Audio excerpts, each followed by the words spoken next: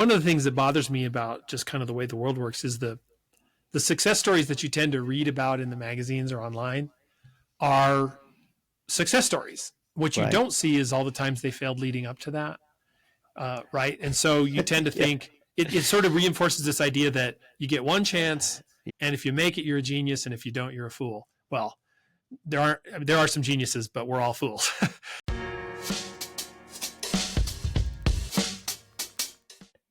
Welcome to Brand Storytellers, where we talk about brands with the people who create their stories. If you like our content, please subscribe to the channel. Leave us a comment, like our episode. Help us bring more content to you. Today, we're talking to a former partner of mine, Steve McKee. Steve started an agency in Albuquerque, New Mexico that built a coast-to-coast clientele. And he did that with his expertise in business and marketing consulting. He's the author of 3 books on that subject, and we're going to talk to him about that and about how you can build your business and keep it from stagnating through marketing principles. Let's get started.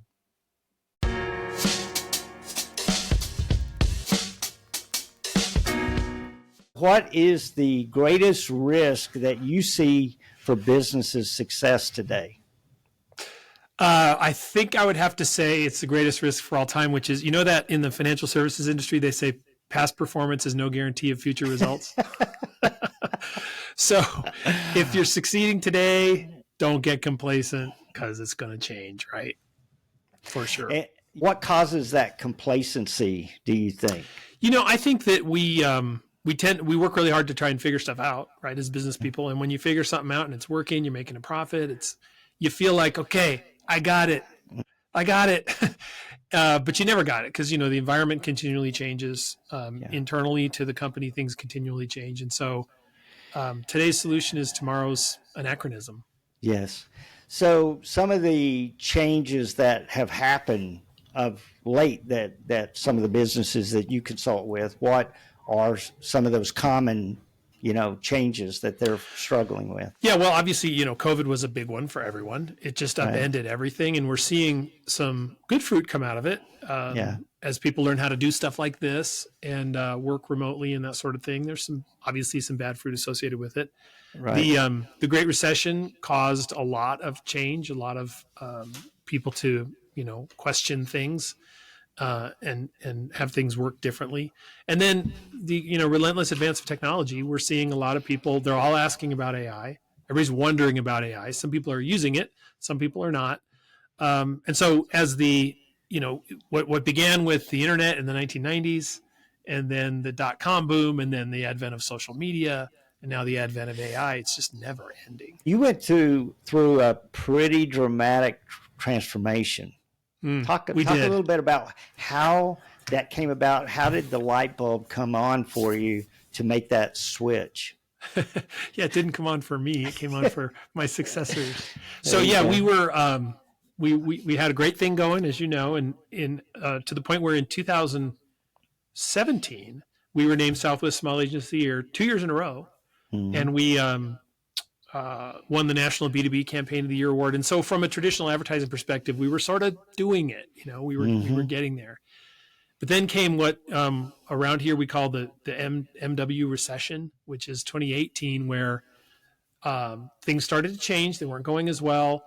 And when you're chasing, in a small market like we are, clients with big advertising budgets, and their advertising budgets are increasingly moving online and in-house, it's pretty dramatic. And so, much to their credit, my young partners here were much more able to say than I was, why do we do it that way? Why don't we do it this way? And so we, a couple weeks before COVID hit, we tore up our timesheets. We don't do time anymore. We changed the nature of our consulting so that you don't have to have a big ad budget to hire us. And so it opened up the prospect universe for us like tenfold. It was just really remarkable. I used to say, the analogy I give is I used to sit on an airplane, and when somebody said, what do you do for a living? And I said, I had an advertising agency.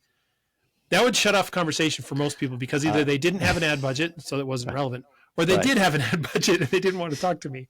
Right. But now when we call ourselves a marketing advisory firm, So now if somebody says, what do you do for a living? I say, I have a marketing advisory firm. Well, everybody has issues with marketing. Yeah. So there's always a conversation, and that can lead to business. And that has really, it's kind of interesting because fundamentally we do what we've always done. We help companies figure out who they are and how to go to market. Right. But the expression of that and the execution of that has opened up dramatically. And it's been great for the business. A lot of fun too. So give me an example, if you could think of one that where it opened up in a way that maybe you didn't think it would, or it didn't perceive until it happened. Sure. So there's some, for example, we work with a big general contracting firm. Okay. Now they're never going to have a big ad budget. And in the old days, they really wouldn't have hired us because they don't advertise, Right. But under this new scenario, they come in and they're having trouble recruiting, as everybody is, especially in the trades. That's a real issue. Yeah. Some cultural dynamics. It's a well-run company, but some cultural dynamics. And so the CEO, who's about my age, is concerned about perpetuation for the future and sustainability.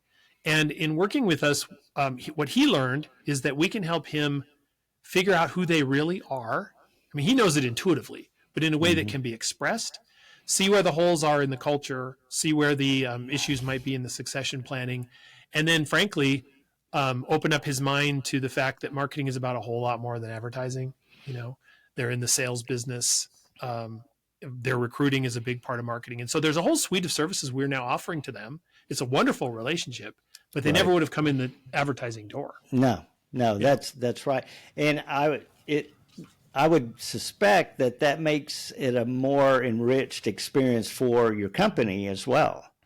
It is because, one, you're not relying on that budget, and you're not rolling the dice on a campaign, which, we never looked at it that way. But when you develop a campaign and you roll it out, you're just kind of hoping it works. Whereas we have a saying now that we've come up with that momentum beats perfection. Right. And it's actually interesting because in the old days, this is the way I sort of characterize it. In the old days, you would work really hard to come up with a campaign. Very often in the bigger companies, they would test it, right? So-called market test it and all that sort of stuff. And they were trying to get it perfect before they launched it. Right. We don't do that anymore. And our mindset is, let's get stuff into the marketplace, partly because the market's moving a lot faster, as you know. Right. It's like, let's take our best shot, get it into the marketplace, but then continually improve it. So momentum beats perfection is our new mantra, which means there's more room for relationship. There's more room for trial and error. If your first initiative doesn't exactly succeed the way you thought, it's not like, well, you failed. It's like, no, we're all learning as we go. So it's a different world. That's fascinating. I love that way of putting it, the momentum. So how do you define momentum for them? What's their matrix of that? Yeah, that's a good question. It's different for every client. They all have some sort of a long-term sales goal. There's no question. But in many cases, it might be improved cultural scores internally. It might be just a sense that they're on the move in some direction.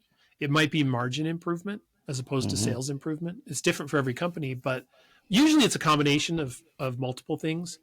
And if they're not going to spend the money market testing, then the metrics are going to be ultimately revenue, but that's, you can only look at, quarterly or semi-annually. Really to get a sense of it. But it's the sense of, are we moving forward? That's that word momentum. Yeah. Are we moving forward? And if they feel that they are, that can go a long way. Yeah. And that probably gives a lot of confidence to continue to do the things that maybe are a little antithetical, against their, I guess, their instinct. Yeah. Well, to try new things. Exactly. Right. But this is, we just, the wheel of change is turning faster and faster. And so, our mantra is we've got to be doing new things. Yeah. You don't have to spend 100% of your budget, doing new things, but you always have to be trying and improving. Yeah. So rolling out something like some type of promotional type thing or a campaign of some kind, and I'm not referring to advertising, and it might be internal, it might be something else. Do you see, so is the cost of that dramatically different now because you're taking almost completely different approach? Yeah, probably in the long term it's not, but as we roll into it, it is, because you're not rolling the dice on the launch date, for the big campaign. And even with advertising though, because the more we do online and programmatic, you can turn those dials every day and optimize. It's not like you put a buy in place for 6 weeks and it is what it is. Right. So whether it's media, whether it's internal rollouts, whatever we're doing, it's much more of a keep your hands on the dials every day and keep an eye on that thing. And so, over time, the spending is probably the same, but over time, the spending is much more effective and efficient because you're adjusting it as you go. Right. I had one thought when you were saying that about change in your company, and it made me think about the change that happens within the clients that you work with and how their roles change or how they approach their own business. I would suspect that it has a transformational change for them as well. Yeah, and that's why, as we've changed, we work, I would say, primarily with the CEO. There's very rare occasion where the CEO is not intimately involved, even if other people are, because the CEO is the one person who can have that long-term. They're not going to get fired tomorrow. Right. They have that longer-term vision, and so they are more willing to accept those sorts of more foundational conversations that we have. Right. And if the marketing people or salespeople are involved in that conversation, well, as long as the CEO's in the room, it frees them up to think that way as well, right. because they're not so worried about short-term results. Well, and if they see their CEO leading the way with that, they have a lot more confidence to step into their expertise and step in to it with some confidence. That's great as well. So how do you start a conversation with a company? I mean, what's the one question that you get the most from them? Well, from our history, we describe our specialty as working with stalled, stuck, and stale organizations. And each of those words means something. Right. And so typically what we will do is, we're big fans of Patrick Lencioni, the author, and he has an expression called enter the danger. And the situation is this: when you're in those rooms or conversations where something comes up and everybody looks away and everybody says, don't go there, don't go there. We've learned to go there because that's where you need to go. Right. And so it's really interesting because it's a self-sorting mechanism for prospects. If they're not willing to go there, they're not a good prospect with us anyway. Yeah. And so we will look for opportunities to respectfully, carefully, responsibly go there, whatever there might be. And sometimes they'll come to us with some complaints and we just start there. Other times we'll go to them and we'll say, we could be all wrong, but we're seeing this weird thing. And most of the time there's something to it. Right. And we call our target prospects the humbled owners. The idea behind that is they're all owners. They're either literal owners of the business, or at least they have an ownership mindset. Right. And they've been humbled. Right. They're not arrogant. And be in business for any length of time and you will become humbled. Absolutely. And if you're humbled, you know what you don't know. Yep. You're willing to get help. Right. You have a sense of ownership. And if that's where their mindset is, we'll be a great partner for them. Well, and it suggests a determination for success. Like they've been humble, but they're not finished. They're not defeated. No, and in fact, they're very impressive people, honestly. Right. I mean, they're the most impressive people I've met because they are capable and they are accomplished. They're just not arrogant. That's been kind of worked off of them. What success story would you think that businesses should emulate the most? Like if there's a success like story out there that you would say, use that as an example? I'll give you a general and then a specific. In general, one of the things that bothers me about just kind of the way the world works is the success stories that you tend to read about in the magazines or online are success stories. What you don't see is all the times they failed leading up to that. Right. And so you tend to think it sort of reinforces this idea that you get one chance, and if you make it, you're a genius, and if you don't, you're a fool. Well, there are some geniuses, but we're all fools. So success story is somebody who has stuck with it. I've always said if I was going to write a business autobiography, it would be called Perseverance.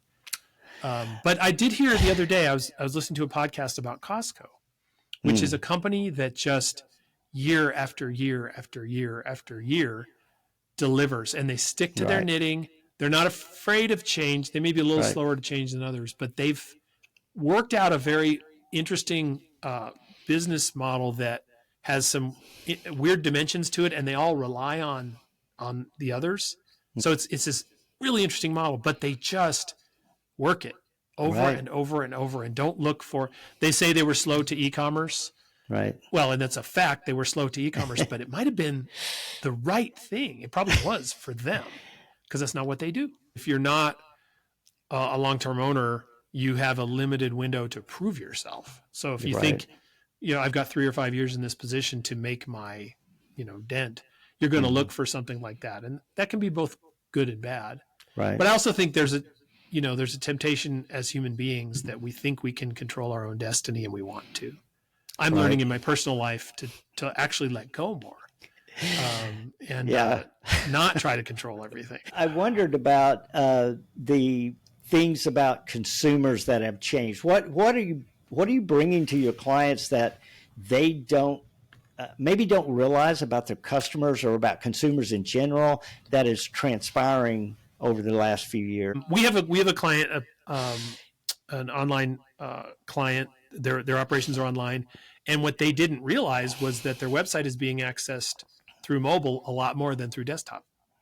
And the numbers were there; they were their numbers, but they never really processed that in terms of what does that mean for site design, what does that mean for usage, and those sorts of things.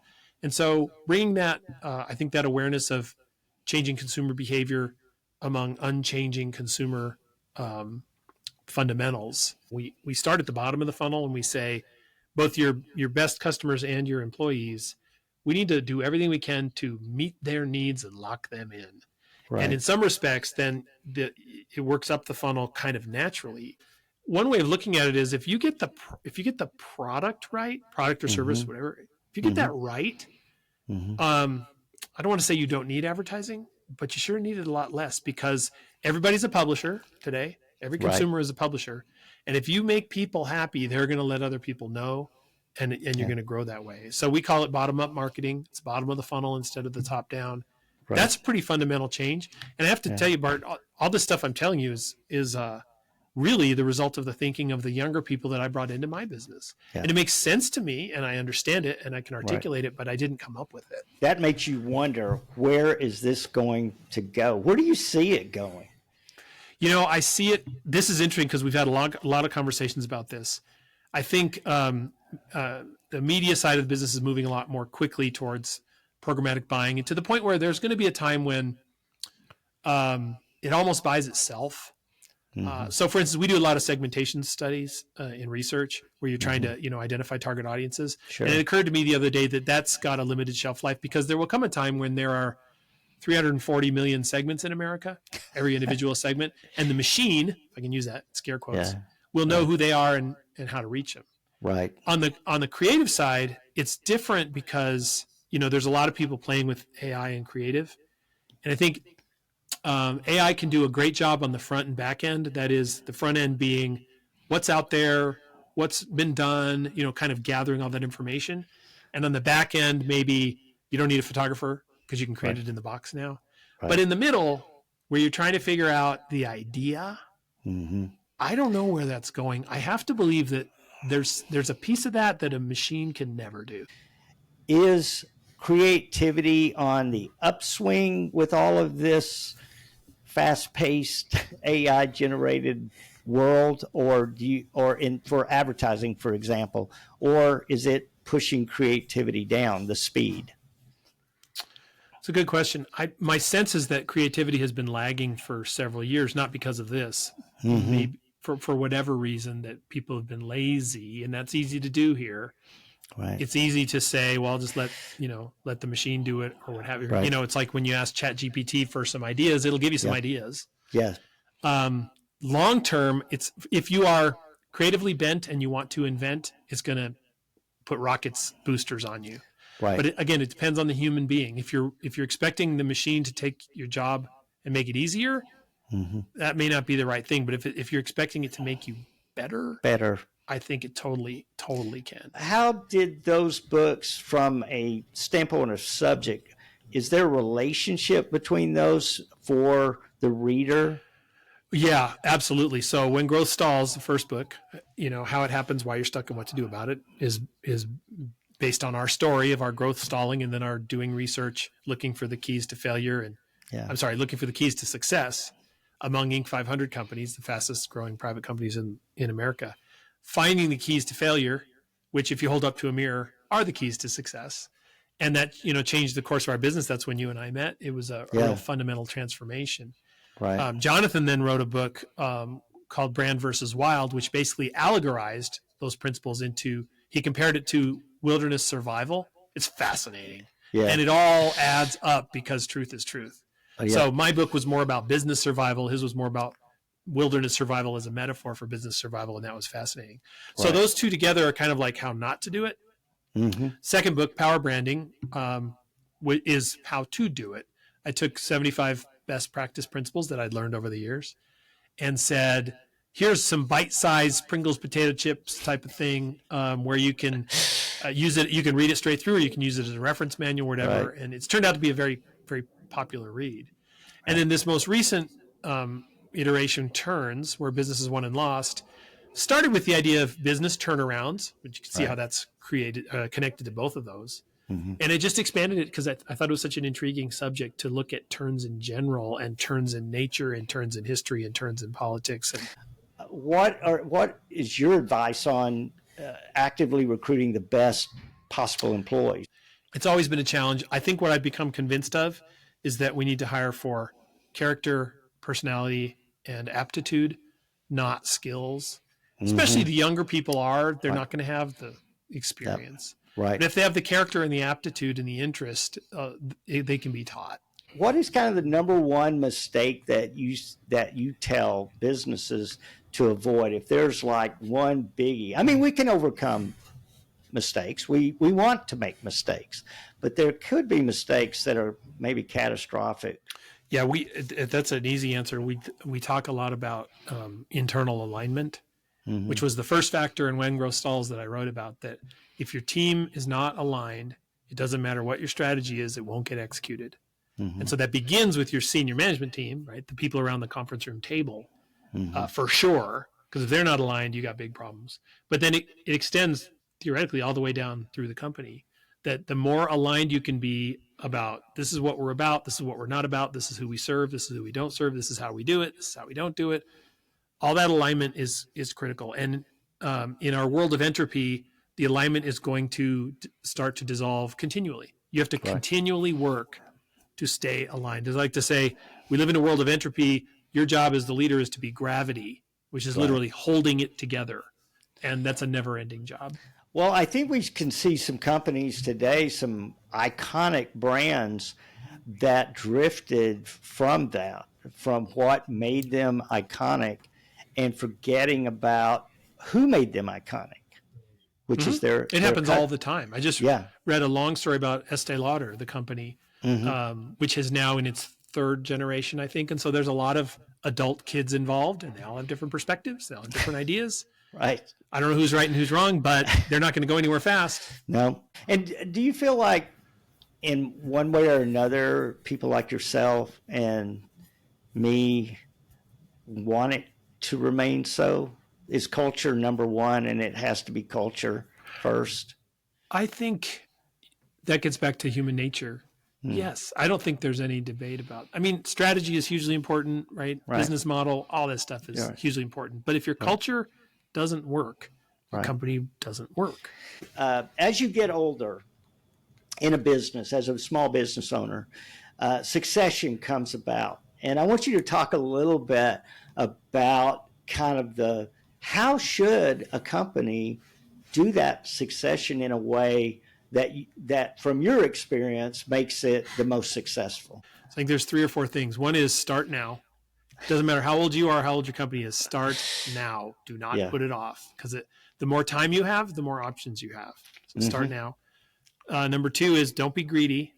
Greed is and it's difficult because your advisors, your lawyers and accountants, well, they're advising you and they're on your side, and so they can feed the greed monster. Right. But don't be greedy, because if both sides are not greedy, you can enlarge the pie instead of getting a bigger slice. Right. And the third thing I would say is trust is critical. You have to be willing to trust, and you have to be trustworthy.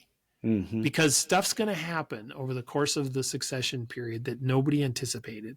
Right. So if you trust each other and you're not greedy, anything can be worked through.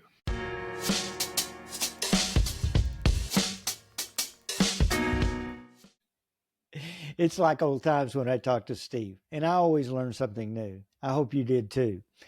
If you like this content, please like this episode and leave us a comment. And also subscribe to our channel, because we're going to be bringing more brand storytellers to you. Till then, thank you.